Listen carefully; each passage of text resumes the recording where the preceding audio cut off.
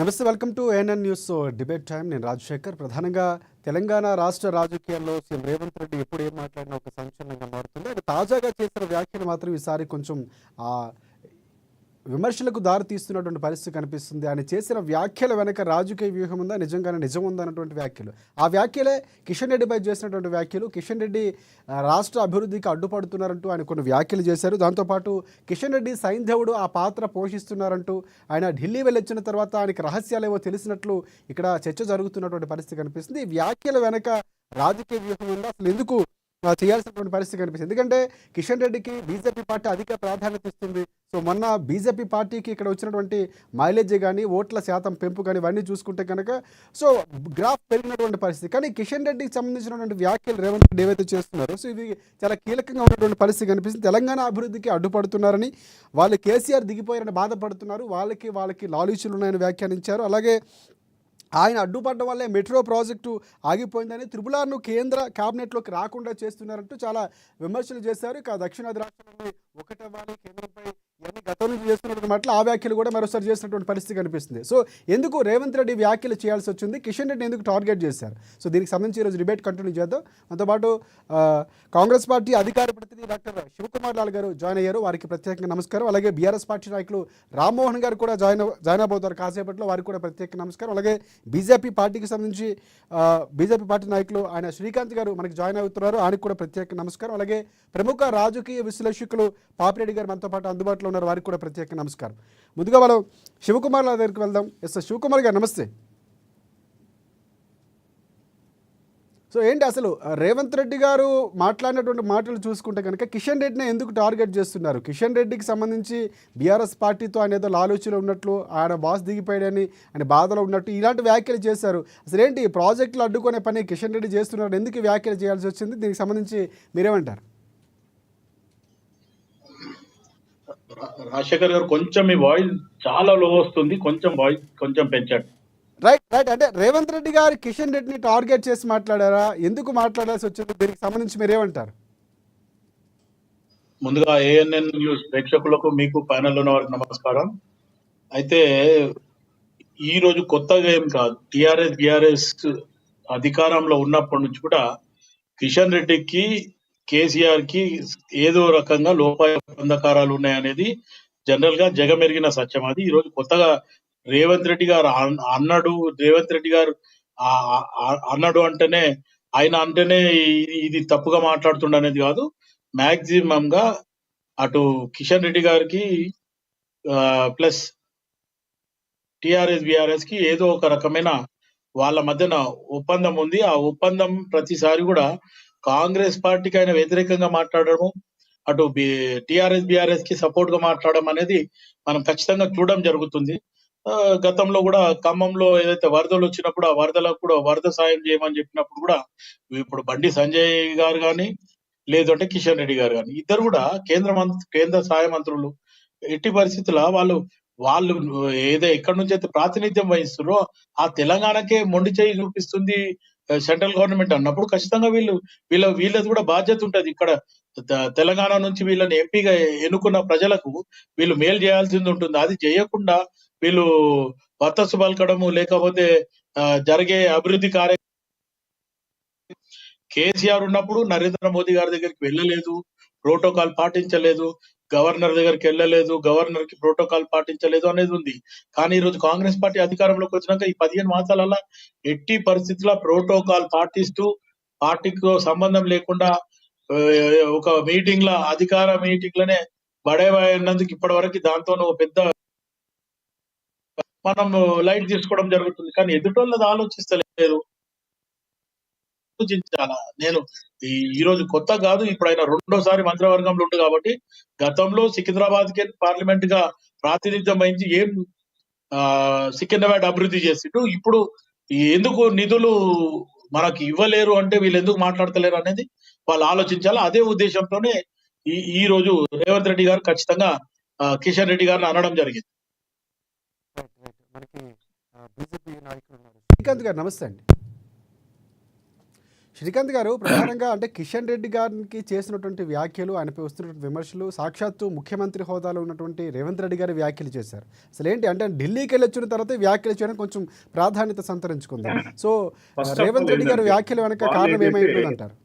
చెప్పండి. ప్రజల మధ్యలో విశ్వాసాన్ని కోల్పోయారు. ఫస్ట్ 1 year కింద వాళ్ళైతే ఏది ప్రామిస్ చేసేసైతే ప్రజల ముందు వచ్చారో అది సాధించలేక, అది ముందుకు తీసుకెళ్లలేక ఫ్రస్ట్రేషన్ తోటి సీఎం గారు మాట్లాడుతున్నారు.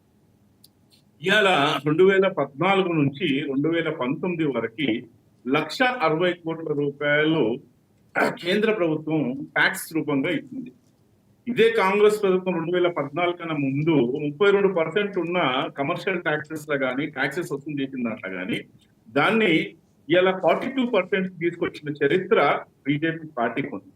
అదే విధంగా వివిధ అంశాలలో డెవలప్మెంట్ యాక్టివిటీస్ ని మనం తీసుకుంటే కిషన్ రెడ్డి గారు చేయలేదు అని మాట్లాడుతున్నారు. కిషన్ రెడ్డి గారికి డిసెంబర్ లో వెళ్ళి ఆయనకి ఎప్పుడైతే రెఫరెండం ఇచ్చారో వివిధ పార్టీలకు సంబంధించి జనవరి 23 తారీఖు నాడు అన్ని పార్టీల ఏదైతే మంత్రులు ఉన్నారో వీరు స్వయంగా వీరు ఇచ్చిన లెటర్ తో పాటు కేంద్ర మంత్రిగా మా రాష్ట్రానికి ఇవి ఇవ్వండి అని చెప్పేసి చెప్పడం జరిగింది. ఇవాళ దాన్ని కూడా మా అధ్యక్షుడు కిషన్ రెడ్డి గారు దాన్ని మీడియా రూపంగా చెప్పడం జరిగింది. ఇవాళ కేంద్ర మంత్రులు ఉండి ఏం చెయ్యలేదు అని చెప్పడం ఎంతవరకు భావ్యం?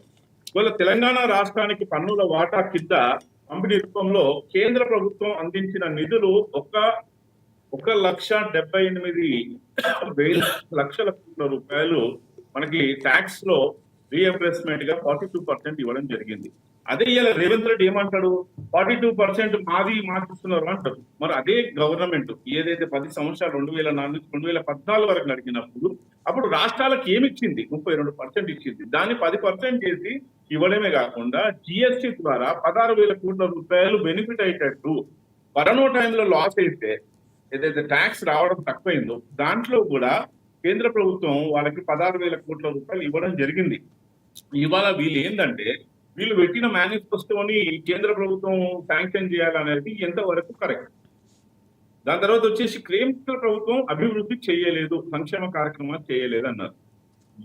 గత ప్రభుత్వం బీఆర్ఎస్ గవర్నమెంట్ ఎక్కడ కేంద్ర ప్రభుత్వాన్ని ఇవ్వకున్నా, ఎన్ని ప్రపోజల్స్ పంపించకున్నా కానీ దానికి అలాట్మెంట్ కింద 4.99 లక్షల రూపాయల ఖర్చులు కేంద్ర ప్రభుత్వం చేయడం జరిగింది.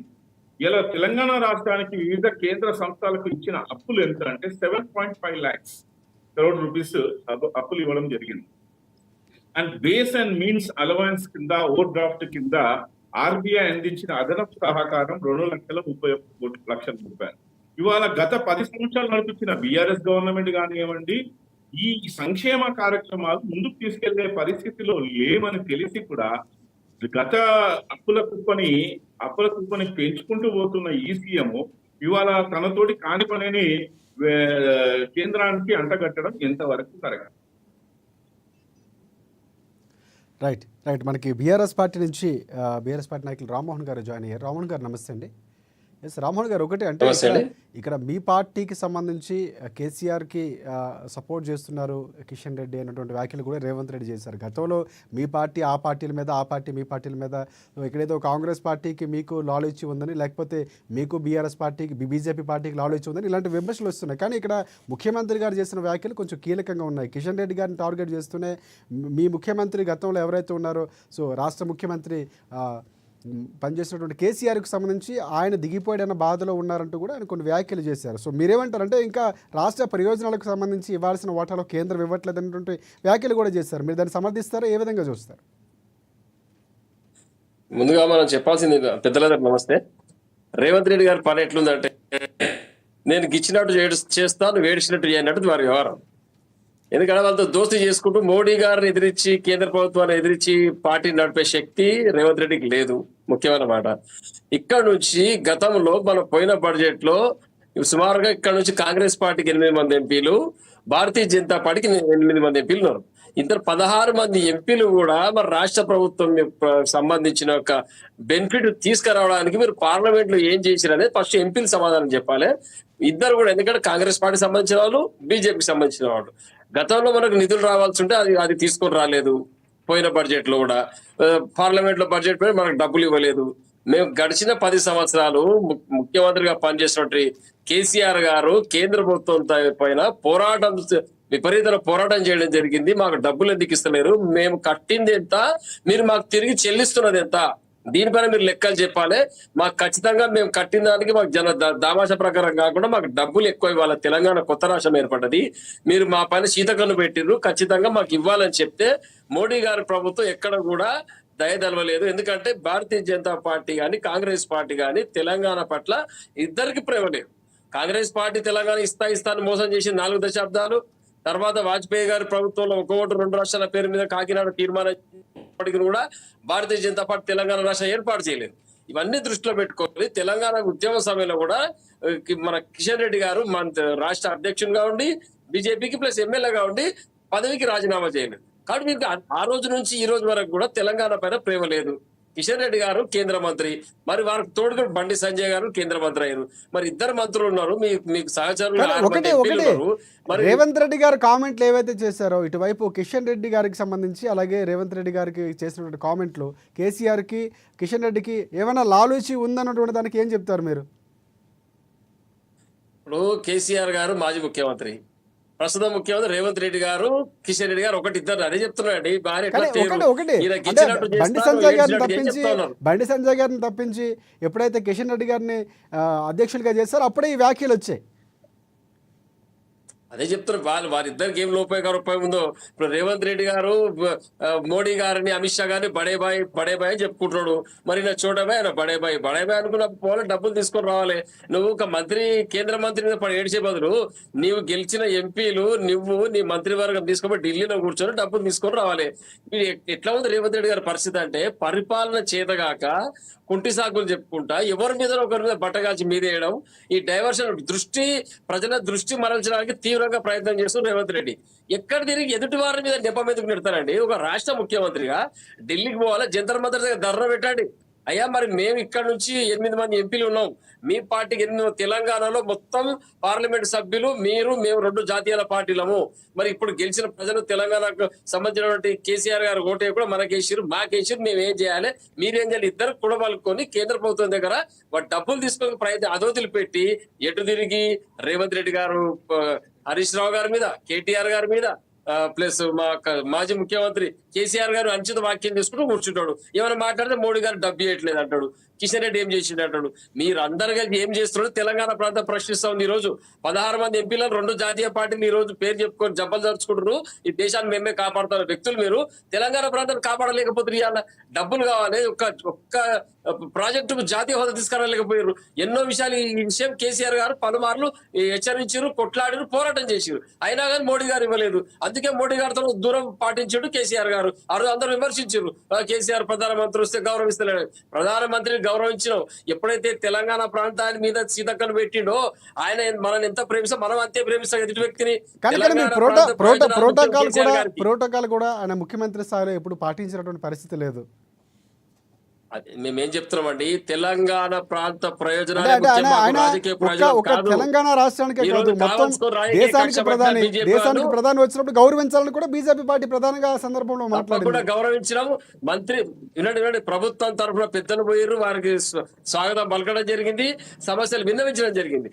పన్ను రూపేణ తెలంగాణ ప్రాంతం నుంచి కేంద్రానికి పోయింది ఎంత, అక్కడి నుంచి మనకు వచ్చింది ఎంత, ఈ లెక్కలు ఎప్పుడు చెప్పలే భారతీయ జనతా పార్టీ. ఇప్పుడు పెద్దలు చెప్తున్నారు బీజేపీ నాయకులు, మేము అన్ని లక్షల కోట్లు ఇచ్చాం, ఇన్ని లక్షల కోట్లు ఇచ్చినామని. అది అందరికి ఇచ్చినట్టు తెలంగాణ కూడా ఇచ్చిర్రు. తెలంగాణ రాష్ట్రంలో నూతనంగా ఏర్పడిన తర్వాత కొత్త రాష్ట్రం కాబట్టి కేంద్రం నుంచి కనీస మద్దతు దొరకలేదు. ఇది ఎంతవరకు సమంజసం? కాబట్టి రేవంత్ రెడ్డి గారు ఈరోజు చేదగా మాట్లాడుతున్నాడు, చేవ చచ్చిపోయి మాట్లాడుతున్నాం. ఖచ్చితంగా పోరాటం చేయాలి. తెలంగాణ మాటలకు సంబంధించి శివలాల్ గారు కూడా ఒకసారి ఆన్సర్ ఇస్తారు. ఆయన దగ్గరికి వెళ్లే ముందు ఒకసారి మనకి రాజకీయ విశ్లేషకులు పాపిరెడ్డి గారు ఉన్నారు. పాపిరెడ్డి గారు నమస్తే అండి. పాపిరెడ్డి గారు ప్రధానంగా అంటే వినే ఉంటారు, 3 పార్టీ వర్షన్స్ విన్నారు. ఇటువైపు ఎప్పుడు చూసినా రేవంత్ రెడ్డి గారు ఏం మాట్లాడినా ఒక సంచలనంగా మారుతుంది. కిషన్ రెడ్డి గారిని ఈసారి ఆయన ఉద్దేశించి మాట్లాడడం కానీ, లేకపోతే భాషలకు సంబంధించి రుద్దే ప్రయత్నం చేసినటువంటి కేంద్రంపై విమర్శలు కానీ, లేకపోతే ఇతర భాషల యొక్క బలవంతంగా రుద్దే ప్రయత్నం, మోదీ కుట్ర ఖచ్చితంగా తిప్పికొడతామని, దక్షిణాది రాష్ట్రాలు ఒకటవ్వాలి, చాలా వ్యాఖ్యలు చేస్తూ కిషన్ రెడ్డి గారిని ఇక్కడ ఒక రకంగా సెంటర్ ఆఫ్ అట్రాక్షన్ అనుకోవచ్చు, లేకపోతే కామెంట్స్ అనేది చేసినటువంటి పరిస్థితి కనిపిస్తుంది. ఏంటి అసలు ఏ విధంగా చూడొచ్చు అంటారు? ఇప్పుడు కొన్ని విషయాలలో ఇప్పుడు 3 పార్టీలు వాళ్ళ వాళ్ళ వాదనలు వినిపించినాయి. వాళ్ళు ఏమనుకుంటున్నారు, వాళ్ళ స్టాండ్స్ చెప్పడం జరిగింది. కానీ విషయం ఏంటంటే నా అటువంటి వానికి, మీ అటువంటి వాళ్ళకి ఏమి కోరుకుంటామంటే ఈ 3 పార్టీలు ఒకటై తెలంగాణ రాష్ట్రానికి కావాల్సిన కొట్లాడి తెచ్చుకొస్తే సంతోషమే. బీజేపీ కానీ, కాంగ్రెస్ కానీ, బీఆర్ఎస్ కానీ. అయితే ఇక్కడ రాజకీయాలు ఉంటాయి, అసలు విషయాలు ఉంటాయి. దక్షిణాది రాష్ట్రాలకు వస్తే దక్షిణాది రాష్ట్రాలను కొంత బీజేపీ పార్టీ కానీ, బీజేపీ ఇది ప్రభుత్వం కానీ తగినంత గుర్తింపు ఇస్తలేదు. మా రాష్ట్రాల నుంచి ఎక్కువ శాతం పన్నులు పోతున్నాయి, ఆదాయం పోతున్నది. దానికి ప్రతిఫలంగా మా రాష్ట్రాలకు చాలా తక్కువగా వస్తున్నది అనేది ఆర్గ్యుమెంట్ ఉన్నది. దాని మీద కూడా చాలా మంది ఆర్థికవేత్తలు కూడా రకరకాలుగా చెప్పడం జరిగింది. కాబట్టి వెనుకబడ్డ రాష్ట్రాలకు కొంత వెలుసుబాటు ఇవ్వాలి, ప్రోత్సాహం ఇవ్వాలి. జనాభా ఎక్కువ ఉన్నది కాబట్టి అది ఆర్థిక సంఘం సిఫారసుల మీద ఇచ్చినామని కేంద్రం ఉంటుంది. అయితే ఒకటేంటంటే ఇక్కడ విషయాలు ఏంటంటే ఇప్పుడు మనది విభిన్న రాష్ట్రాలతోని, విభిన్న సంస్కృతితోని కూడుకున్న ఒక దేశం. దక్షిణాది రాష్ట్రాలకు, ఉత్తరాది రాష్ట్రాలకు ఇది మన కల్చరల్ గా, సంస్కృతి పరంగా, మిగతా విషయాలలో కూడా భారతదేశం ఒక్కటైనప్పుడు కూడా కొంత విభేదాలు ఉంటాయి, కొన్ని అది పోలికలు ఉంటాయి. అయితే ఒక విధంగా సదరన్ స్టేట్స్ ఎప్పుడు కూడా ఢిల్లీలో తగినంత విలువ లేదు, తగినంత గుర్తింపు లేదని ఒక బలమైన వాదన ఉన్నది. కాబట్టి రేవంత్ రెడ్డి గారు ఆ వాదన ఎత్తుకున్నారు. ఒకటి అది రాజకీయంగా రేపు భవిష్యత్తులో కూడా కొంత పనికొస్తే పనికి రావచ్చు రేవంత్ రెడ్డి గారు కానీ, కాంగ్రెస్ కానీ. అయితే ఒక విషయం ఏంటంటే ఇక్కడ రాష్ట్రానికి వచ్చే నిధులు వస్తలేవు, దానిలో కిషన్ రెడ్డి గారు సైంధవ పాత్ర వహిస్తున్నాడు అనేది ఆయనకి ముఖ్యమంత్రి గారి యొక్క వాదన. అటువంటిప్పుడు ఏ ప్రాజెక్టులని 2-3 ప్రాజెక్టుల పేరు కూడా చెప్పడం జరిగింది. అయితే విషయం ఏంటంటే ఇక్కడ ఇప్పుడు ముఖ్యమంత్రి రేవంత్ రెడ్డి గారికి ఇష్టం ఉన్నా లేకున్నా కూడా ఈ కిషన్ రెడ్డి గారు కేంద్ర కేబినెట్ మంత్రి. అంటే ఏదైతే ఏ ప్రభుత్వం నుంచి అయితే కేంద్ర ప్రభుత్వం నుంచి సాయం కోరుకుంటూ కావాలి, ఆ ప్రభుత్వం సాయం అనుకున్నప్పుడు ఆ ప్రభుత్వానికి, ఆ పార్టీకి సంబంధించిన తెలంగాణ కేబినెట్ మంత్రి కిషన్ రెడ్డి గారు. అంటే కిషన్ రెడ్డి గారిని కాదనకుండా, కిషన్ రెడ్డి గారిని సంప్రదించకుండా మీద పెద్ద ఎత్తున తెలంగాణకు నిధులు రావడం అనేది సాధ్యం కాదు.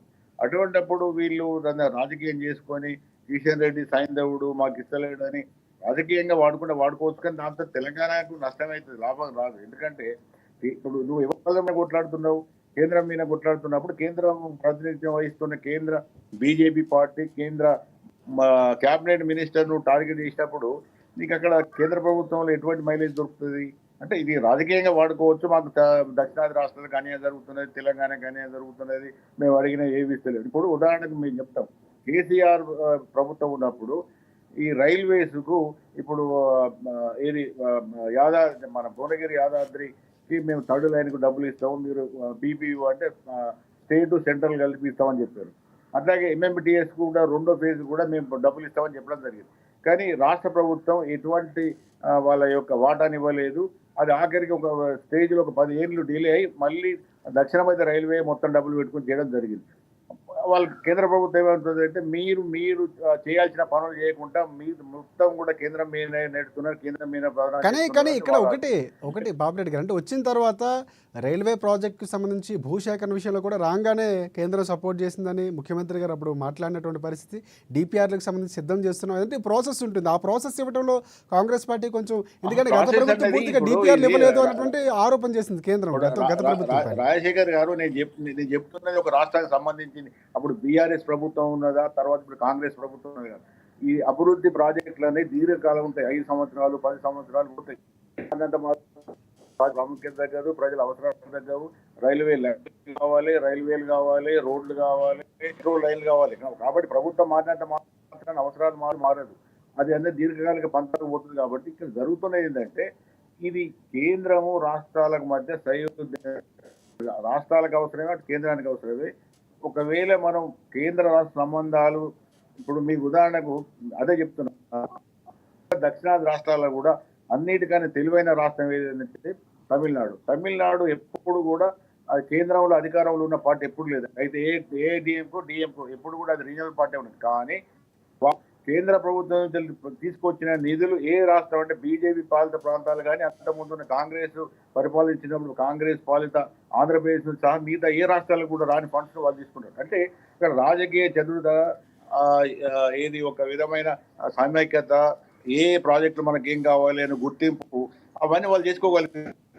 వరకు ఏంటంటే ఈ రాజకీయాలు ఎక్కువైతున్నాయి, అభివృద్ధి తక్కువైతున్నది. మన రాష్ట్రానికి ఏం కావాలి, దానికి మనం సమయం 17 మంది ఎంపీలో ఉన్నాము, రైట్ ఒక రైట్ రాష్ట్రము, మనకి ఏం కావాలని అనుకోకుండా బీజేపీకి 8 మంది ఉన్నారు, కాంగ్రెస్కి 8 మంది ఉన్నారు, టీఆర్ఎస్ అసలు లేదు, ఎంఐఎం ఈ లెక్కలో వస్తే ఉంటది. తమిళనాడులో కూడా డిఎంకే ఉన్నది, ఏడీఎంకే ఉన్నది, కాంగ్రెస్ ఉన్నది. కానీ వాళ్ళు 40 మంది ఎంపీలు ఒక దగ్గరికి పోయి ఒకటేసారి పోయి రైట్ ఇవ్వడం, రైట్ ల్యాబింగ్ చేయడం, రకరకాల పనులు చేసుకోవడం జరుగుతుంది. కాబట్టి ఒకటి ఏంటంటే ఇక్కడ రాజకీయాలు ఉంటాయి, రాజకీయాలు లేకుండా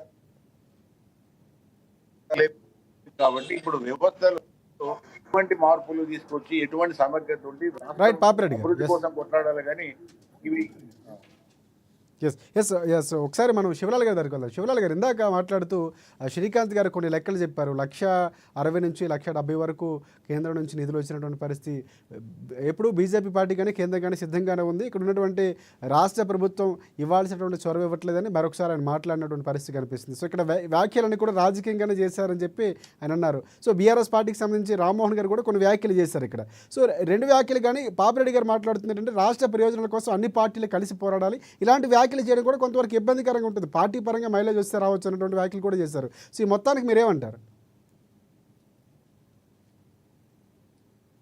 శివలాల్ గారు? ఏదైతే 10 సంవత్సరాలలో విభజన హామీ చట్టం కింద పొందుపరిచిన దాంట్లో ఇప్పటి వరకు వాళ్ళు ఇచ్చింది ఏంది?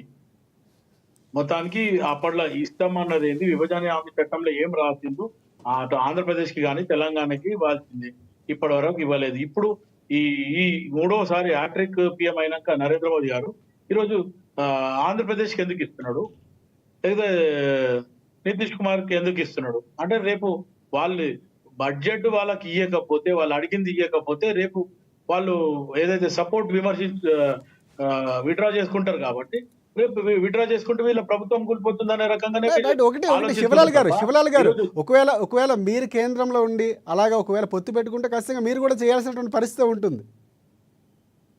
అంటే నేను ఏమంటున్నా రాజశేఖర్ గారు, అది జనరల్ గా వాస్తవం.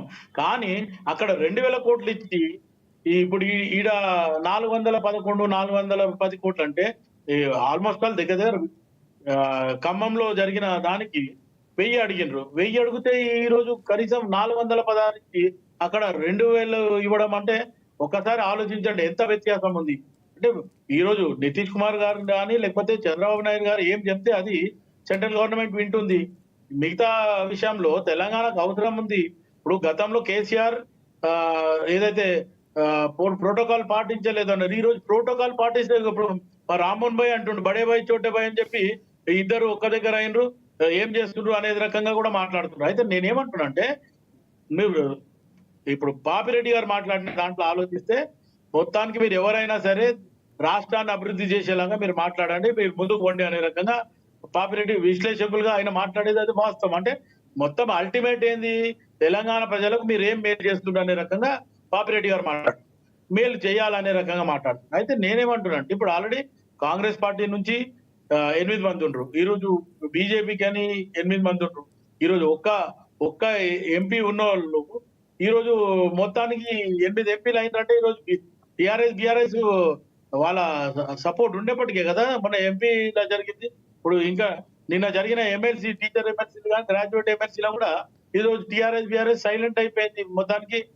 అవసరం అనుకుంటే బీజేపీకి ఇండైరెక్ట్ గా రేపు ఓట్ ట్రాన్స్ఫర్ కూడా అవ్వచ్చు. రైట్ శివలాల్ గారు ఒకసారి శ్రీకాంత్ గారు స్పందిస్తున్నారు, మాట్లాడదాం. శ్రీకాంత్ గారు చెప్పండి. చెప్పండి. సరే, ఇప్పుడు శివలాల్ గారు మాట్లాడినా, బీఆర్ఎస్ నుంచి బ్రదర్ మాట్లాడినా, పాపిరెడ్డి గారు మాట్లాడినా ఒక విషయం గుర్తించుకోవాలి.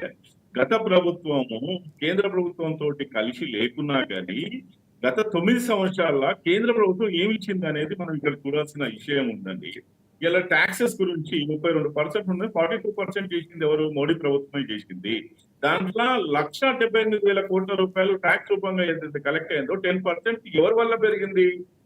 ఆ గత కాంగ్రెస్ ప్రభుత్వం ఉంది ఇంతకు ముందు 32% ఇచ్చేది, దాని 42% డైరెక్ట్ ట్యాక్సెస్ ఇండైరెక్ట్ ట్యాక్సెస్ లో చేతి పెంచింది ఎవరు? మోడీ గారి ప్రభుత్వం.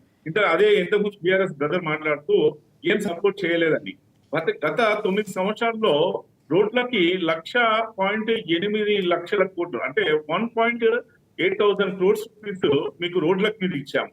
రైల్వేస్ వచ్చేసి 32,000 823 crores ఇచ్చాము. పౌర విమాన శాఖకి 573 కోట్లు ఇచ్చాము. విద్యుత్ నీటి పారుదలకు సంబంధించి 23,937 కోట్లు ఇచ్చాము. గ్రామీణంగా సంబంధించి పట్టణ మౌలిక సదుపాయాల కింద 34,090 ఫిగర్స్ తో సహా చెప్తున్నాం. చేసినాము అని ఖాళీ ఏదో ఈ ముక్తరు కంటగా చెప్పట్లే. ఇవన్నీ కూడా ఫిగర్స్. నేను చెప్పేది ఇవన్నీ కూడా కేంద్ర ప్రభుత్వం రాష్ట్ర ప్రభుత్వానికి ఏమిచ్చింది అనేది విత్ ఫిగర్ చెప్తున్నాను నేను. అదేవిధంగా 1947 నుంచి 2014 వరకు రోడ్స్ కేంద్ర ప్రభుత్వం డెవలప్ చేసింది 2,511 కోట్ల రూపాయలు. గత 9 సంవత్సరాలలో 22,500 కిలోమీటర్లు డెవలప్ చేసింది కేంద్ర ప్రభుత్వం. అంటే గత 95 సంవత్సరాలలో మొత్తం కలిపి 2,511 కిలోమీటర్లు చేస్తే 9 సంవత్సరాలలోనే 2,500 కిలోమీటర్లు రోడ్స్ డెవలప్ చేసింది. ఇలా తెలంగాణ డెవలప్ కానీ ఒకటి ఇక్కడ సీఎం రేవంత్ రెడ్డి గారు 42 పైసలు ఇస్తున్నారు మాకు, బీహార్ కి లేకపోతే యూపీకి 3 రూపాయలు ఇస్తున్నారు. 2004 నుంచి 2014 కాంగ్రెస్ గవర్నమెంట్ 32 పైసలే ఇచ్చింది కదా. ఇది డెమోక్రటిక్ కంట్రీలో రాష్ట్రాల నుంచి ట్యాక్స్ వచ్చిన దాన్ని కేంద్ర ప్రభుత్వం ఇప్పుడు పంపించే ఇవన్నీ కూడా డెవలప్మెంట్ యాక్టివిటీస్ జరిగినాయని చెప్తున్నాము. ఈ డెవలప్మెంట్ యాక్టివిటీస్ ఎక్కడి నుంచి జరుగుతున్నాయి? కేంద్ర ప్రభుత్వం నుంచి జరుగుతున్నాయి. జరుగుతున్నప్పుడు ఎవరు షేర్ ఇచ్చినట్టు? మీరు ఇచ్చిన ట్యాక్స్ ని మీకు ఇచ్చే పర్సెంటేజ్ కాకుండా మళ్ళీ వివిధ రూపాలుగా, రోడ్ల రూపంగా కానీ, రైల్వే రూపంగా కానీ, పౌర విమాన శాఖ రూపంగా కానీ, విద్యుత్ నీటి ఉపాధి దానికి కానీ, వ్యవసాయం గురించి కానీ, ఆరోగ్యం గురించి కానీ, పారిశుద్ధ్యం కానీ, అంటే నా దగ్గర విత్ ఫిగర్స్ ఉన్నాయండి. శ్రీకాంత్ గారు ఇంత గట్టిగా చెప్తున్నారు మీరు. ఒకసారి శివలాల్ గారి దగ్గరికి వెళ్దాం. శివలాల్ గారు మీరేమంటారు? అంటే ఆయన ఫిగర్స్ తో మాట చెప్పకుండా ఎంత కేంద్రం ఇచ్చిందో ఆయన లెక్కలు చెప్తున్నారు, మీరేమంటారు? నేను శ్రీకాంత్ కంగ్రాచులేషన్స్, కొన్ని వాళ్ళు లోకల్ ఉంటాడు. అయితే ఇక్కడ ఒకటి ఏమంటే రాజశేఖర్ గారు, శ్రీకాంత్ ఈ రోజు వచ్చి వాళ్ళ పార్టీ ఇచ్చిన ఫిగర్స్ ని తీసుకొచ్చి ఈ రోజు ఫిగర్స్ పరంగా చెప్పడం జరుగుతుంటూ, సరే వాళ్ళ పార్టీ పరంగా ఇచ్చిన ఫిగర్స్. కానీ వేరే నేనేమంటున్నా అంటే 10 సంవత్సరాలలో పార్టీ అనేదానికంటే ఒక రకంగా కేంద్రం రాష్ట్రం కూడా మనం మాట్లాడుకోవచ్చు. ఫిగర్స్ అనేది పార్టీ ఇచ్చిన ఫిగర్స్ కాదు. జూలాల్ గారు అన్న, మీరంటే ఒక గౌరవం, మనం ఇద్దరం కూడా ఒకటే ఏరియాలో ఉంటాం కాబట్టి మీకు ఒకటి చెప్తున్నా, నా ఫిగర్స్ నా పార్టీ ఫిగర్స్ కావు ఇవి. మీరు ఆర్టీఐ యాక్ట్ లో నేను చెప్పిన ఫిగర్స్ ని మీ ఆర్టీఐ యాక్ట్స్ లో పొందుపరిచినాయి. ఇవి స్టేట్ గవర్నమెంట్, సెంట్రల్ గవర్నమెంట్ ఏం చేసింది, ఎన్ని ఇచ్చింది అనేది నేను చేసేది కాదు, ట్యాంపరింగ్ చేసింది కాదు, నా ఆఫీస్ లో తయారు చేసిందో, నా పార్టీ ఆఫీస్ లో తయారు చేసిన ఫిగర్స్ నేను చెప్పట్లేదు.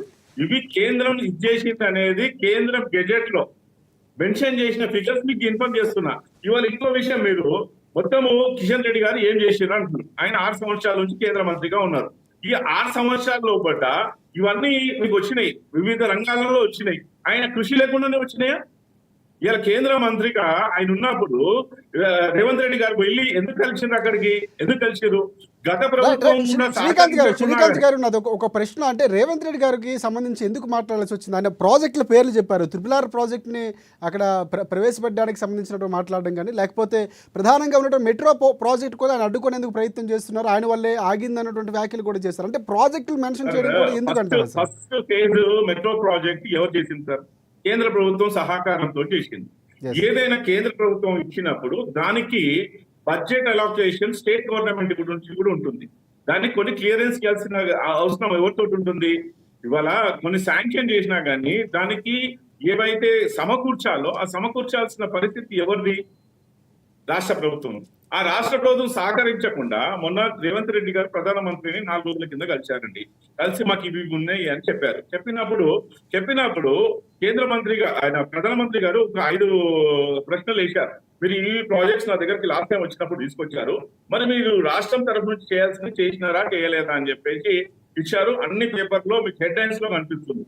నేనేమన్నానంటే, తను చేసుకున్న గ్రూపులో తను ఇదే 6 పథకాలు తీసుకొచ్చి ఒక పథకాన్ని కూడా కరెక్ట్ గా ఇచ్చేయలేని పరిస్థితిలో ఆయన ఉండి ఫ్రస్ట్రేషన్ లో కేంద్ర మంత్రి అయిన కిషన్ రెడ్డి గారి గురించి మాట్లాడుతున్నారు. ఇలా కిషన్ రెడ్డి గారి గురించి మాట్లాడేటప్పుడు కేంద్ర మంత్రిగా ఆయన 6 సంవత్సరాల నుంచి తీసుకొచ్చిన ప్రాజెక్ట్స్ విత్ ఫిగర్స్ చెప్తున్నాం మేము. రీజనల్ రింగ్ రోడ్ ఉందండి, 348 కిలోమీటర్ల రీజనల్ రింగ్ రోడ్ ఉంది. దానికి వచ్చేసి 21,201 కోట్ల రూపాయలు శాంక్షన్ చేపించింది ఎవరు? ఇవాళ డెవలప్మెంట్ శివలాల్ గారు అంటే శ్రీకాంత్ గారు చాలా క్లియర్ కట్ గా ఆయన పాత్ర లేదని మీరు ఎలా చెప్తారు? ఆయన ఇన్వాల్వ్మెంట్ లేదని ఎలా చెప్తారు? బండి సంజయ్ గారి ఇన్వాల్వ్మెంట్ ఉన్న దగ్గర ఆయనది ఉంది, కిషన్ రెడ్డి గారి ఇన్వాల్వ్మెంట్ ఉన్న దగ్గర ఆయన ఉంది. రైట్ శివలాల్ గారు శ్రీకాంత్ గారు ఒకసారి అంటే గతంలో 10 సంవత్సరాలలో వీళ్ళిద్దరు కూడా బండి సంజయ్ గాని లేకపోతే కిషన్ రెడ్డి గారు కానీ, కిషన్ రెడ్డి గారు ముందు సికింద్రాబాద్ కి ప్రాతినిధ్యం వహించి ఈ రోజు మంత్రిగా కావడం జరిగింది, సహాయ మంత్రిగా కూడా కావడం జరిగింది. ఈ రోజు ఆయన మొత్తానికి గతంలో టిఆర్ఎస్ ఉన్నప్పుడు వాళ్ళిద్దరి మధ్య లోపాయ ఒప్పందకారం ఉన్నా ఇటు ఏదైతే ప్రోటోకాల్ పాటించలేదు అనేది వీళ్ళు చేసిన బ్లేమ్. కానీ ఈ రోజు రేవంత్ రెడ్డి ముఖ్యమంత్రిగా ప్రోటోకాల్ పాటించి తెలంగాణకు మాకు ఇవి కావాలా, ఈ డెవలప్మెంట్స్ కావాలా, ఇవనేది రకంగా కలిసి మొత్తానికి ఏ శాఖకు ఉన్నాడో ఆ శాఖ మంత్రిని కేంద్రంలో కలవడము. కానీ ఒకటి శివలాల్ గారు అంటే ఒక ముఖ్యమంత్రిగా శివలాల్ గారు ఒక ముఖ్యమంత్రి హోదాలో ఉండి ఏదైతే చెయ్యాలో కంపల్సరీగా కేంద్రం చేస్తుంది. ప్రోటోకాల్ పాటించినా ప్రోటోకాల్ పాటించకుండా మీకు కూతవేడిగా మీ ఇంటికి మా ఇంటికి దగ్గర కూడా రైల్వే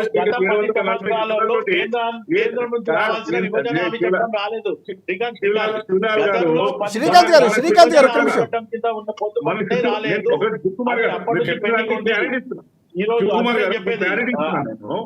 మన చుట్టుప్రక్కల Nampally station, Kachiguda police station, railway station కానివ్వండి, చెర్లపల్లి కానివ్వండి, సికింద్రాబాద్ రైల్వే స్టేషన్ మీరు వాకింగ్ వెళ్తే 1/2 కిలోమీటర్, నేను వస్తే 2 కిలోమీటర్ ఇస్తుంది. 740 కోట్లతోటి డెవలప్మెంట్ జరుగుతుంది. మీరు మన ఓన్లీ సికింద్రాబాద్ హైదరాబాద్ కు సంబంధించే 2400 కోట్ల రూపాయలతోటి రైల్వే అవుతుంది. గత ప్రభుత్వం మాకు ప్రోటోకాల్ ఇచ్చినా ఇవ్వకున్నా గానీ ఆ రోజు మా ఎంపీలు పోరాడారు కాబట్టి ఇన్ని లక్షల కోట్ల రూపాయలు విత్ ఫిగర్ చెప్తున్నామండి. ఇలా 60 సంవత్సరాలలో కాంగ్రెస్ గవర్నమెంట్ ఇచ్చిన రోడ్స్ కన్నా 9 సంవత్సరాలలో మేము ఇచ్చిన కిలోమీటర్స్ ఎక్కువనా కాదా? అందరు ఇంకా ఇవాళ కూడా శివలాల్ గారు ఒకసారి శ్రీకాంత్ గారు మీరు ప్రశ్నల వర్షం కురిపిస్తారు, ఒకసారి ఆయన వర్షం కూడా విందాం ఏమంటారు. సికింద్రాబాద్ మొన్న ప్రాజెక్ట్ అది చేయడం జరిగింది. చెర్లపల్లిని ఈ సికింద్రాబాద్ కి దూరం ఉంటే కొంచెం చెర్లపల్లి ఉంటే ఇంకా ఈ ట్రాన్సాక్షన్ బాగుంటది, ఓఆర్ఆర్ కానీ లేకపోతే RRR రేపు వచ్చినా ఇది బాగా ఉంటది అనే రకంగా చేయడం జరిగింది. అది లేటెస్ట్ ప్రాజెక్ట్. నేను దాని గురించి విభజన హామీ చట్టం కింద ఇచ్చిన 10 సంవత్సరాలలో మొత్తానికి అప్పుడు చేయలేదు, ఇప్పుడు కూడా ఖచ్చితంగా అంటే ఒకటే శివలాల్ గారు అంటే ప్రధానంగా శ్రీకాంత్ గారు చెప్తుంది ఏంటంటే ఇంత ఫిగర్స్ లో ఇంత అమౌంట్ వచ్చిందంటే ఇటువైపు బండి సంజయ్ గారు కానీ లేకపోతే కిషన్ రెడ్డి గారి సహకారం లేకుండానే వచ్చిందా అన్నటువంటి ఆయన ప్రశ్నలు ఏమనెత్తున్నారు. అయితే బండి సంజయ్ గారు మొన్ననే మంత్రి గారు ఆయన కిషన్ రెడ్డి గారు 6 సంవత్సరాల నుంచి ఉన్నారు.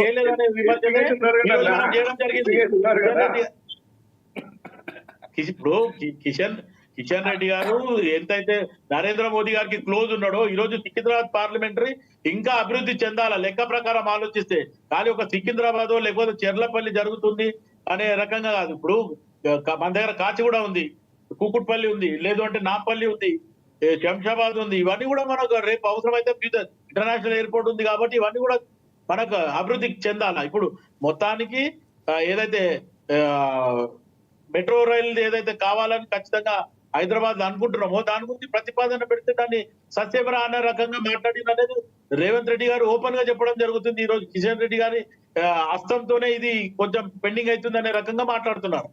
అది మనం చెప్పేది. ఇప్పుడు అభివృద్ధి చేసిన సికింద్రాబాద్ ని సరే ఫ్రంట్ ఎలివేషన్ బాగా చేస్తారు, లేకపోతే దాన్ని ఇంకా ఆధునికీకరణంగా ఒకటి శివలాల్ గారు ఇంకొక అంశం ఇందాక పాపిరెడ్డి గారు మాట్లాడుతూ, ఎందుకంటే ముఖ్యమంత్రి హోదాలో రేవంత్ రెడ్డి గారు ఉన్నారు, ఆయన కేంద్ర మంత్రి హోదాలో ఇటువైపు కిషన్ రెడ్డి గారు ఉన్నారు, బండి సంజయ్ గారు ఉన్నారు. కిషన్ రెడ్డి గారికి సంబంధించి అంటే ఆయనతో సఖ్యతగా ఉండో లేకపోతే రాష్ట్రానికి కావాల్సినటువంటి వాటాల విషయంలో మాట్లాడితే బాగుంది, ఇలాంటి వ్యాఖ్యలు చేయడం కూడా కొంత ఇబ్బందికరమైనటువంటి వ్యాఖ్యలు చేశారు. అంటే ఆ పార్టీ నష్టం జరగదంటారు. అంటే పార్టీకి నష్టం జరిగిపోయినా ఇప్పుడున్నటువంటి ప్రభుత్వానికి కొంత నిధులు తీసుకురావడంలో ఆయన చేస్తున్న ప్రయత్నం ఆపే ప్రయత్నం కూడా ఒక రకంగా ఉండొచ్చు కదా, మీరేమంటారు? అంటే నేను ఏమంటున్నా అంటే కిషన్ రెడ్డి గారు ఇంకా అనుకుంటే ఇంకా బాగా చేసేది సఖ్యత లేదని కాదు. ఇప్పుడు రేవంత్ రెడ్డి గారికి కానీ కిషన్ రెడ్డి గారు కలిసిన సెక్రటరియట్ కు వచ్చినా మంచిగానే మర్యాద పూర్వకంగా కలవడం జరిగింది. ఇటు బండి సంజయ్ వచ్చినా మర్యాద పూర్వకంగా కలవడం జరిగింది. మాకేం కావాలా, తెలంగాణ అభివృద్ధికి కొత్త రాష్ట్రము. గతంలో టిఆర్ఎస్ బిఆర్ఎస్ ఉన్నప్పుడు మొత్తానికి తెలంగాణని దోచుకోవడం జరిగింది. ఈ రోజు మాకు ఖజానా ఖాళీ ఉంది, ఖచ్చితంగా మాకు సహకరించాలని స్వయాన ప్రధానమంత్రిని ముఖ్యమంత్రి గారు కలవడం జరిగింది. మేము ఆ దిశగా మాట్లాడడం జరుగుతుంది. ఈ రోజు కిషన్ రెడ్డి గారు మధ్యన అడ్డుపడుతుండు అనేది ఈ రోజు రేవంత్ రెడ్డి గారు చెప్పడం. రాజశేఖర్ గారు ఎస్ రామ్మోహన్ గారు మీరేమంటారు చెప్పండి. అంటే ఇందాక క్వశ్చన్ రేజ్ చేశారు ప్రధానంగా ఇటువై బీజేపీ పార్టీకి సంబంధించి లెక్కలతో సహా ఎంత రాష్ట్రానికి ఇవ్వాల్సిన వాటాలు ఎంత ఇచ్చామో చెప్తున్నటువంటి పరిస్థితి శ్రీకాంత్ గారు. సో మీ ప్రభుత్వంలో కానీ 2014 నుంచి ఆయన లెక్కలు చెప్తున్నారు. సో మీరేమంటారు, అంటే ఆయన మాటలతో ఏకీభవిస్తారా? భారతీయ జనతా పార్టీ వాళ్ళు చెప్పేది అంకెల గారెడి మాత్రమే. ఇది కొత్తగా వచ్చింది ఏం లేదు. అన్ని రాష్ట్రాలకు ఏ విధంగా ఇచ్చిరు, తెలంగాణ రాష్ట్రానికి అదే విధంగా ఇచ్చిరు. మరి ఆ లెక్కలే చెప్తారు. కొత్తగా జాతీయ హోదా ప్రకటించి తెలంగాణ రాష్ట్రం ఏర్పడిన తర్వాత రాష్ట్ర ప్రభుత్వానికి మనం మీరేం చేసినా అది చెప్పాలి. కానీ ఇక్కడ నుంచి కోట్ల రూపాయల పన్ను తీసుకుని మేము కోట్లు ఇచ్చినాం, గ్రామీణ రోడ్లు ఇచ్చినాం, రహదారులు ఇచ్చినాం. వినండి, జాతీయ రహదారి కాశ్మీర్ నుంచి కన్యాకుమారి వరకు ఉంటుంది. అందులో భారతదేశంలో ఉన్నటువంటి అన్ని రాష్ట్రాలు కలుస్తాయి. ఆ రోడ్డు డెవలప్ చేస్తే తెలంగాణకు వచ్చింది ఏమి అందులో కొత్తగా ఏం లేదు. కానీ కాంగ్రెస్ పార్టీకి బీజేపీ పార్టీకి కేంద్రం ఉన్నప్పుడు ఎంత వ్యత్యాసం ఉందో కూడా చెప్తున్నారు. అదే చెప్తున్నా వినండి. రోజు రోజుకు దేశం అభివృద్ధి చెందుతుంది, వ్యాపారాలు పెరుగుతా ఉన్నాయి, అభివృద్ధి చెందుతుంది. కాబట్టి 10 రూపాయలు ఇవ్వచ్చు. కాంగ్రెస్ ప్రభుత్వము భారతదేశం వినండి కేంద్ర ప్రభుత్వం ఎవరున్నా సరే అన్ని రాష్ట్రాలకు నిధులు ఇవ్వడం పరిపాటి, ఇది అంత రొటీన్ గా జరిగే ప్రక్రియనే. ఇందులో మేమేమంటున్నాం, తెలంగాణ రాష్ట్రం పోరాడి సాధించుకున్న తర్వాత మీరు కొత్తగా కేంద్రంలో ఉన్నటువంటి భారతీయ జనతా పార్టీ ఏమన్నా సపరేట్ గా ఇచ్చిందా వేరే రాష్ట్రాలకు కాకుండా, ఇది ఆలోచన చేయాలి. పెద్ద పాపిరెడ్డి గారు చెప్పారు పక్కన తమిళనాడు రాష్ట్రం ఎంత కలిసికట్టుగా ఉండి వాళ్ళు అందరికీ డబ్బులు ఎక్కువ తీసుకుపోతున్నారని. మేము అదే క్వశ్చన్ చేస్తున్నాం. ఇక్కడ మీరు జబ్బలు జరుచుకొని టీఆర్ఎస్ పార్టీ కానీ పని కథం అయిపోయింది, మేమే ఎంపీని గెలిచినాం, దీనికి ఇదే సూత్రం అని చెప్తున్నారు. సంతోషం, మీరు గెలిస్తే గెలవచ్చు కాక. మరి ఏం చేస్తున్నారంటే ప్రజలు ఓట్లు వేసి మిమ్మల్ని పార్లమెంట్ లో కూర్చోబెడితే 8 మంది మీరు 8 వారు 16 సీట్లు మీరు పంచుకొని ఇవాళ కాకి లెక్కలు చెప్పుకుంటా కిషన్ రెడ్డి ఇస్తలేడు, మోడీ గారు ఇస్తలేరు. రామ్మోహన్ గారు గతంలో 10 ఏళ్ల పాటు ఉన్న మీ మీద కూడా ఈ ఆరోపణ వినిపించింది. కేంద్రం నుంచి బడ్జెట్లు తీసుకురావడంలో లేకపోతే రాష్ట్రానికి కావాల్సిన నిధులు తీసుకురావడంలో కేసీఆర్ ఫెయిల్ అయ్యారని చెప్పి సభ్యులు తెలంగాణ వినండి చెప్తున్నాను. తెలంగాణకు సంబంధించిన పార్లమెంట్ సభ్యులు అనునిత్యం ఢిల్లీలో పార్లమెంట్ దగ్గర ప్రతిరోజు నిరసన గల వినిపించారు, తెలంగాణకు తీసుకొచ్చారు. ఎక్కడైతే జాతీయ హోదా కావాలని కొట్లాడినప్పుడు బీజేపీ సిస్టమ్ ఏంటంటే ఎక్కడైతే మాకు ఓటు వస్తుందో అక్కడనే అభివృద్ధి చేయాలనే లక్ష్యంతో వాళ్ళు పనిచేస్తున్నారు. ఇవాళ పక్కన రాష్ట్రం ఆంధ్రప్రదేశ్ కు డబ్బులు ఇస్తామని తెలంగాణకి ఇవ్వట్లేదు. ఒక్కటే డిఫరెన్స్ గమనించుకోవాలి. ఎందుకు అంటే చంద్రబాబు నాయుడు గారు, పవన్ కళ్యాణ్ అందరు కొత్త ఓట్లు వేసుకొని అక్కడ ఇవ్వకపోతే మనకు ఢిల్లీలో పీఠం కదిలిపోతుందని భయపడి వాళ్ళకి ఇస్తా ఉన్నాం. ఇక్కడ భయపెట్టే శక్తి లేదు, వీళ్ళకు లాబింగ్ చేసే శక్తి లేదు, తెచ్చుకునే ధైర్యం లేదు. ఢిల్లీకి పోవాలి, కూర్చోవాలి, పార్లమెంట్ ముగాల సెంట్రల్ ముగల కింద కూర్చోవాలి, రోడ్డు మీద నిరసన తెలపాలి. ఢిల్లీలో తెలంగాణ ప్రాంత వాయిస్ వినిపించాలి. ఎందుకు వినిపిస్తలేవు? ఆ ప్రేమ లేదు నీకు. తెలంగాణ పట్ల ప్రేమ ఉంటే నువ్వు నిజమైన నాయకుడు అయితే కింది నుంచి వస్తే ఆ ధైర్యం తప్పు వస్తుంది. నువ్వు లాబింగ్ చేసుకుంటా వినండి, లాబింగ్ చేసుకుంటా ఎవరినో ఇది చేసి పైరవీలు చేసి ముఖ్యమంత్రి అయినవి ఇవాళ నీకు తెలంగాణ ప్రేమ ఎట్లుంటది? నువ్వు ఎటు తిరిగి నీ గద్దె కాపాడుకోవాలి, ఇదే పని ఇదంతా. కాబట్టి ఇటువంటి ఇంకోటి భారతీయ జనతా పార్టీ నాయకులు లెక్కలు చెప్తా ఉన్నారు. ఈ లెక్కలు అవసరం లేదు చెప్పాల్సింది. ఒకటే చెప్తున్నాం మేము. మీ నెట్ లో వెబ్సైట్ లో తెలుస్తుంది ఏ ప్రభుత్వానికి ఎంత ఇచ్చింది, ఏ రాష్ట్రానికి అని. తెలంగాణ రాష్ట్రానికి ప్రత్యేకంగా ఇస్తే అది చెప్పండి మీరు దయచేసి. మీరు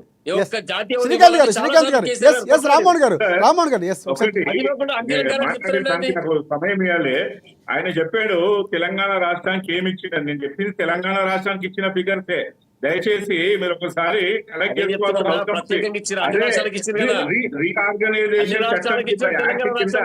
రీఆర్గనైజేషన్ చట్టం కింద వినండి. మీరు చెప్పింది నేను విన్నాను కదా, నేను చెప్తున్నాను చెప్పండి.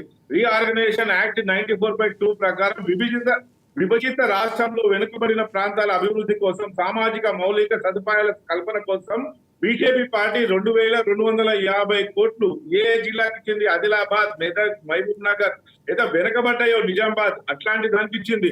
నేను మాట్లాడేది కాకి లెక్కలో బీజేపీ లెక్కలో కాదు. రాష్ట్రానికి ఏమి ఇచ్చింది అనేది సెంట్రల్ గవర్నమెంట్ ఇచ్చిన ఫిగర్స్ చెప్తున్నా. నేను ఏదో నా సొంతంగా తయారు చేసిందో, నా పార్టీ తయారు చేసిందో వాళ్ళకి అధికారం లేదండి.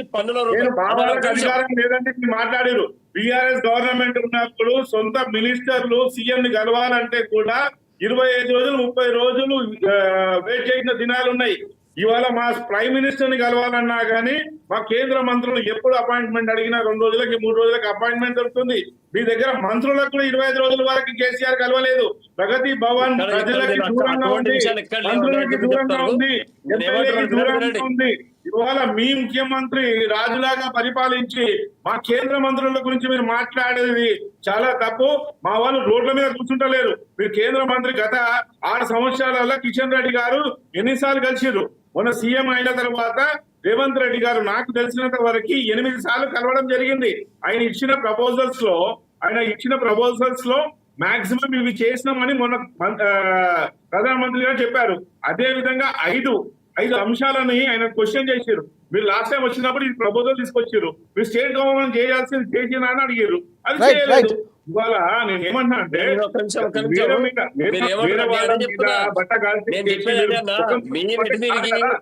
మీ కింద వినండి భారతీయ జనతా పార్టీ మనస్తత్వం ఎట్లుందంటే 24 గంటలు రాష్ట్ర ప్రభుత్వం ముఖ్యమంత్రులు రాష్ట్ర ప్రభుత్వాలు మీ కింద సబార్డినేట్ లాగా పనిచేయాలని కోరుకుంటున్నారు. మీరు మీ కింద గులాం గారి చేయడానికి రాష్ట్ర ప్రభుత్వాలు లేవు. ఇక్కడ ఖచ్చితంగా రాష్ట్రానికి రావాల్సిన వాటా హక్కు అది ఖచ్చితంగా భారత ప్రభుత్వం ఇవ్వాల్సిందే.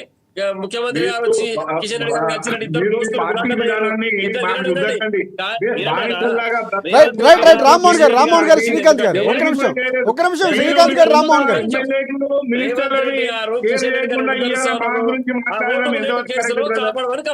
శ్రీకాంత్ గారు రామ్మోహన్ గారు ఇద్దరు ఒకసారి మాట్లాడితే మనకి డిబేట్ కొనసాగదు. రేవంత్ రెడ్డి గారు కిషన్ రెడ్డి గారు రామ్మోహన్ గారు ఒక నిమిషం. భారతీయ జనతా పార్టీ ఏ రాష్ట్రంతో ఫేవర్ చేస్తుందనేది మాట్లాడడం తప్పు. ఇవాళ నేను ఫిగర్స్ తో సహా ఇచ్చాను. ఒకసారి శ్రీకాంత్ గారు ఒక నిమిషం, మనకి పాపిరెడ్డి గారు ఉన్నారు. పాపిరెడ్డి గారు చెప్పండి. అంటే బీజేపీ పార్టీకి సంబంధించి శ్రీకాంత్ గారు ఆయన ఏదైతే ఎంతెంత ఇచ్చారో వాటాలు లెక్కలతో సహా చెప్తున్నారు. ఇటువైపు బీజేపీ పార్టీ వర్షన్ మనం విన్నాం. సో బీఆర్ఎస్ పార్టీ కూడా దానికి సంబంధించి రావాల్సిన వాటా రావట్లేదు అన్నటువంటి వ్యాఖ్యలు చేస్తుంది. సో మొత్తంగా 3 పార్టీల వర్షన్ మరొకసారి వినిపించారు. అంటే బీజేపీ పార్టీ లెక్కలు చెప్పిన దానికి సో ఇక్కడ వచ్చింది అనుకోవచ్చు, అప్పుడు ఏ విధంగా చూడొచ్చు అంటారు? శ్రీకాంత్ గారు చెప్పిన కొన్ని, ఇప్పుడు ఒక్కొక్క ప్రభుత్వానికి ఒక్కొక్క ప్రయారిటీ ఉంటుంది. బీజేపీ గవర్నమెంట్ వచ్చిన తర్వాత, ముఖ్యంగా మోడీ గారు 2014 వచ్చిన తర్వాత ఆయన ప్రధానంగా ఫోకస్ పెట్టి ఈ భారతదేశం అభివృద్ధి కావాలంటే లాజిస్టిక్స్ అంటే ఇన్ఫ్రాస్ట్రక్చర్ డెవలప్మెంట్ అంటే రోడ్స్ డెవలప్ చేయడం, railways, airports, see ports, telecommunications, ఇవి బాగా లాజిస్టిక్స్ అంటారు. ఇవి ఎంత తొందరగా డెవలప్ అయితే ఆ ఆర్థిక వ్యవస్థ అంత తొందరగా డెవలప్ అయితే వాళ్ళ ప్లాన్ ప్రకారం చేస్తున్నారు. అయితే శ్రీకాంత్ గారికి నేను ఒకటే సవాల్ విసురుతున్నా. శ్రీకాంత్ గారు ఒక విషయం జాగ్రత్తగా వినండి.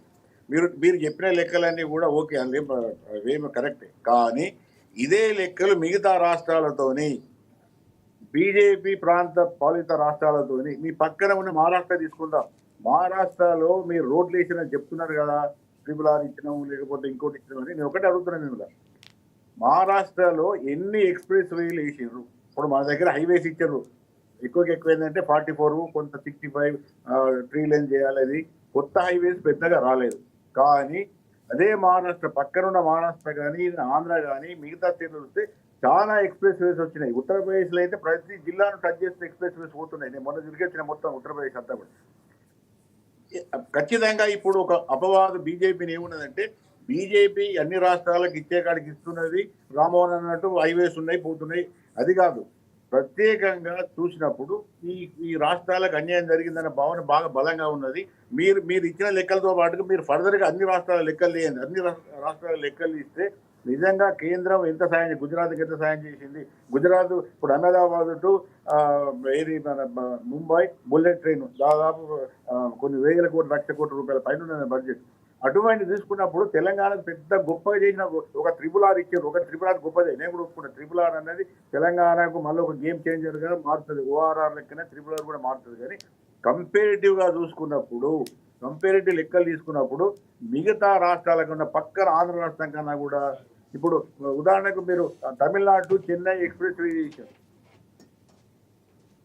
తర్వాత ఏది మన Nagpur to Bombay express way, ఇంకొక దగ్గర నుంచి వెళ్ళి ఇప్పుడు ఢిల్లీ టు బాంబే, ఇవి కూడా తెలంగాణ నుంచి హైవేస్ ఇచ్చారు.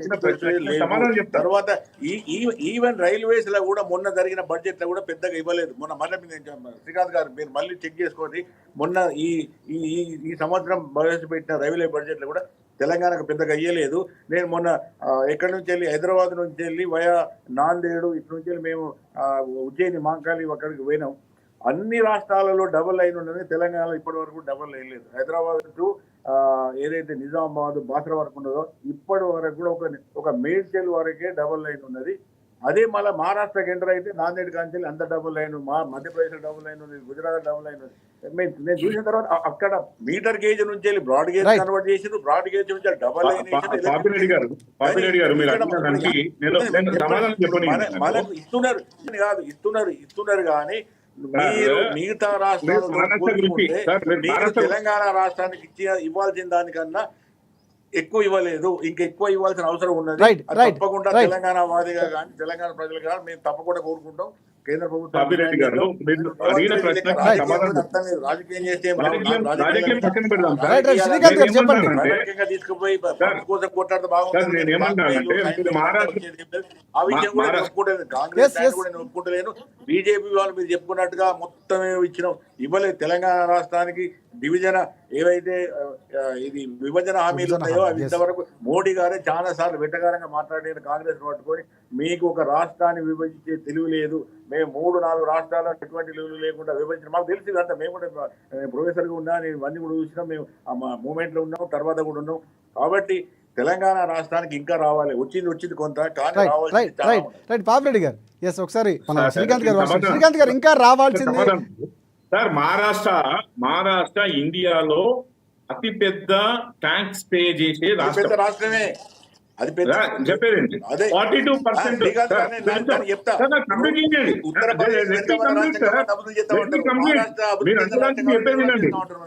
నేనేమన్నా అంటే 42% రెవెన్యూ వాళ్ళకి వచ్చినప్పుడు వాళ్ళ డెవలప్మెంట్ యాక్టివిటీస్ ఎప్పుడైతే ఫైనాన్షియల్ గా వాళ్ళకి స్ట్రాంగ్ వస్తుందో వాళ్ళకి వచ్చిన 42% కాకుండా అక్కడ ఏ ఫైల్ తీసుకున్నా వాళ్ళు స్టేట్ గవర్నమెంట్ తీసుకొచ్చే ఫైల్ ప్రతి ఫైల్ వాళ్ళు స్టేట్ గవర్నమెంట్ సపోర్ట్ చేస్తుంది. స్టేట్ గవర్నమెంట్ సపోర్ట్ చేయట్లేదు కదా. ఉత్తరప్రదేశ్ బీహార్ లో ఎంత ఆదాయం వచ్చింది, ఎన్ని రోజులు ఇచ్చారు లెక్కలు చేయండి. ఉత్తరప్రదేశ్ బీహార్ కు సెంట్రల్ గవర్నమెంట్ ఎంత ఆదాయం వస్తున్నది, తెలంగాణ నుంచి ఎంత ఆదాయం వస్తున్నది, మహారాష్ట్ర నుంచి ఓకే మహారాష్ట్ర నుంచి ఎక్కువ. అదే నేను ఏమన్నానండి, మీరు అన్నట్టు రోడ్లు ఎవరు బీహార్ నుంచి కేంద్రానికి ఎంత వనరులు వస్తున్నాయి. నేను ఏమన్నా అంటే 63 సంవత్సరాలలో మన దగ్గర 2511 కిలోమీటర్లు అయితే మన దగ్గర 2500 కిలోమీటర్లు 9 సంవత్సరాలు అయినా చెప్తున్నాం కదా సార్. నేనేమన్నా ఇవాళ కూడా అండర్ కన్స్ట్రక్షన్ లో 2269 కోట్లు ఉన్నాయి. లెక్క చెప్పి మొత్తం అంతా తెలంగాణ రాష్ట్రానికి అయిపోయింది. తెలంగాణ రాష్ట్రం నీడ్స్ రైల్వేస్, తెలంగాణ రాష్ట్రం నీడ్స్ మోర్ ఎక్స్ప్రెస్ వేస్. మనకు ఎయిర్పోర్ట్స్ ఒకటే ఉన్నది, మొత్తం తెలంగాణ పేరు మీద ఒకటే ఎయిర్పోర్ట్ ఉన్నది. చాలా రాష్ట్రాల్లో చాలా ఎయిర్పోర్ట్స్ ఉన్నాయి, మనకు రావాల్సినవి చాలా ఉన్నాయి. నేను చెప్తాను మీరు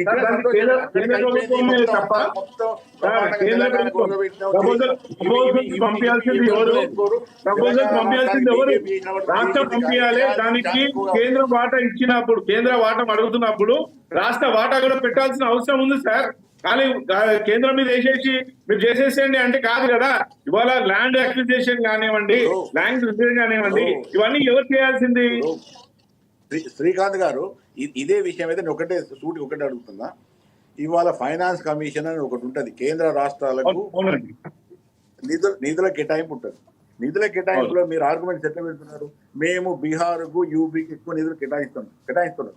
ఎందుకు కేటాయిస్తున్నారు అంటే ఆర్థిక మండలి ఆర్థికాల ప్రకారం వెనుకబడ్డ రాష్ట్రాలకు జనాభా ఎక్కువ రాష్ట్రాలకు ఇస్తున్నాం, అక్కడ అభివృద్ధి చేయండి అదొక విధానం.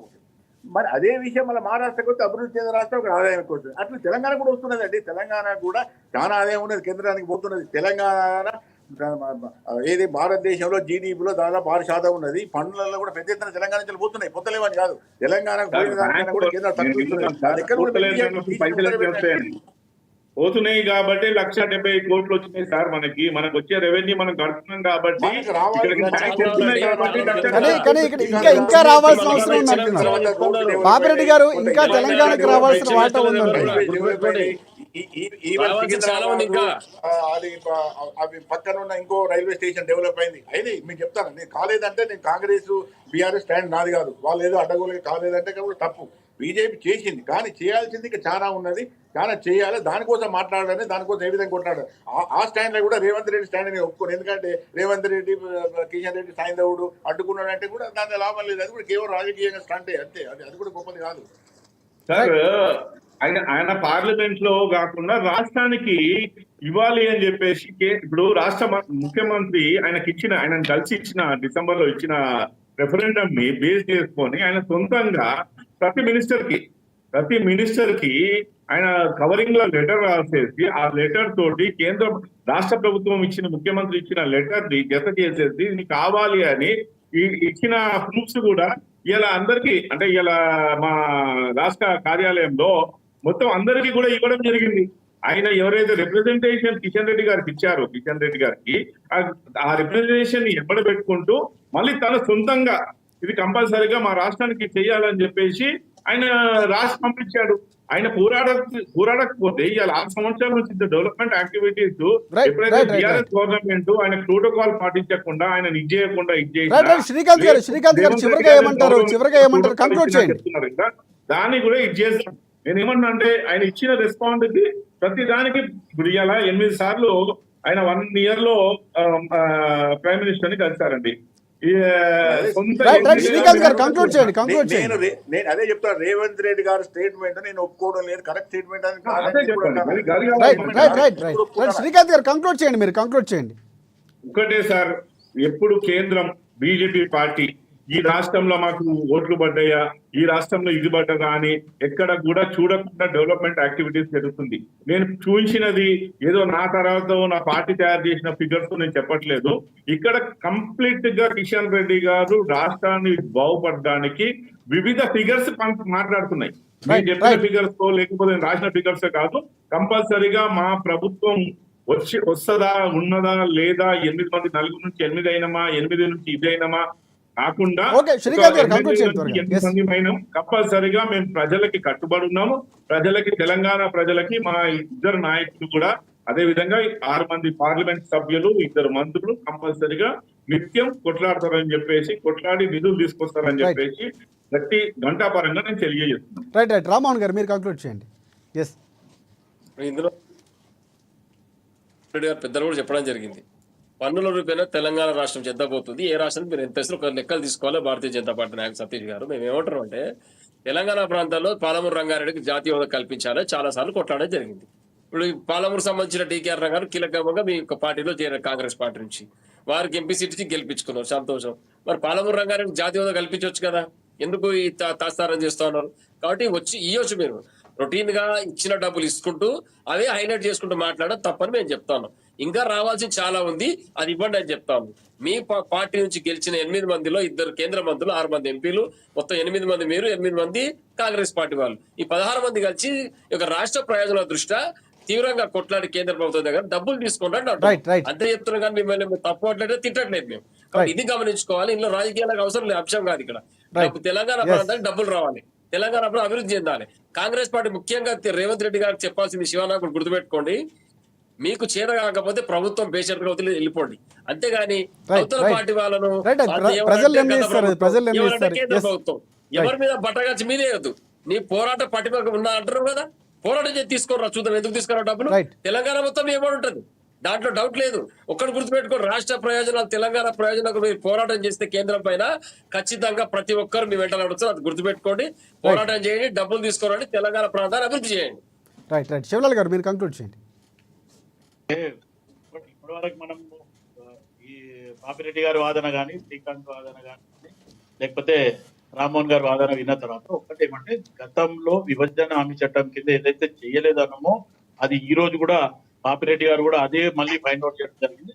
ఇంకోటి, మనకు తెలంగాణకు రావాల్సిన కోచ్ ఫ్యాక్టరీ కానీ, లేకపోతే ఇంకా లైన్స్ కానీ, అభివృద్ధి పరంగా కానీ, ఆధునికరంగా ఈ రోజు సికింద్రాబాద్ కానీ చెర్లపల్లి చేస్తున్నారు. దానికి 10 సంవత్సరాల తర్వాత ఇది ఒక అవకాశం ఈ రోజు చేయడం జరిగింది. కానీ గతంలో 400 సార్లకే బాధ అని చెప్పి ఆల్రెడీ దాన్ని సికింద్రాబాద్ ని కూడా డెవలప్ చేయడం జరిగింది. అయితే ఈ రోజు కాంగ్రెస్ పార్టీ తరఫున బీజేపీకి పోయి మామూలుగా ప్రోటోకాల్ పాటించడము, తెలంగాణకు రావాల్సిన వాటా కాడ మటుకు ఎక్కడైనా వాళ్ళు ఇవ్వకపోతే మటుకు పోరాడి తెలంగాణకి మన వాటా మనం తీసుకురావడానికి కాంగ్రెస్ పార్టీ ఎప్పుడైనా ముందుకు. రైట్. థ్యాంక్ యూ శివలాల్ గారు. అలాగే శ్రీకాంత్ గారు మీకు కూడా ప్రత్యేకంగా ధన్యవాదాలు. రామ్మోహన్ గారు మీకు కూడా నమస్కారం. అలాగే పాపిరెడ్డి గారు మీకు కూడా ప్రత్యేక ధన్యవాదాలు. అంటే ప్రధానంగా పాపిరెడ్డి గారు ఇందాకే క్లియర్ కట్గా చెప్పారు, రాష్ట్రం కోసం కలిసి పోరాడాల్సిన అవసరం ఉందన్నారు. కానీ పార్టీ వర్షన్స్ చూసుకుంటే ఇక్కడ కిషన్ రెడ్డి గారికి సంబంధించినట్లు సహకరించట్లేదని కాంగ్రెస్ పార్టీ చేస్తుంటే, కాంగ్రెస్ పార్టీకి సంబంధించి పూర్తి స్థాయిలో సహకరించలేదని బీజేపీ ఇవ్వాల్సిన నిధులకు సంబంధించి లెక్కలు కూడా చెప్తుంది. సో గత ప్రభుత్వంలో సహకరించలేదు కాబట్టి అని చెప్తున్న లెక్కలు చెప్తుంటే బీఆర్ఎస్ పార్టీ వర్షన్ ఒకలాగా అనిపిస్తుంది. సో మొత్తానికి రాష్ట్ర ప్రయోజనాలు అంతిమంగా రావాల్సిన వాటాలు రావాల్సినటువంటి అవసరం ఉందనేది మాత్రం చెప్తున్నారు. సో చూద్దాం భవిష్యత్తులో రాజకీయ పరిణామాలు ఏ విధంగా మారబోతుంది. ఇది ఇవాళ డిబేట్ పాయింట్. రేపటి డిబేట్ పాయింట్లో మళ్ళీ మనం కలుసుకుందాం. అంతవరకు చూస్తూనే ఉండండి ANN తెలుగు.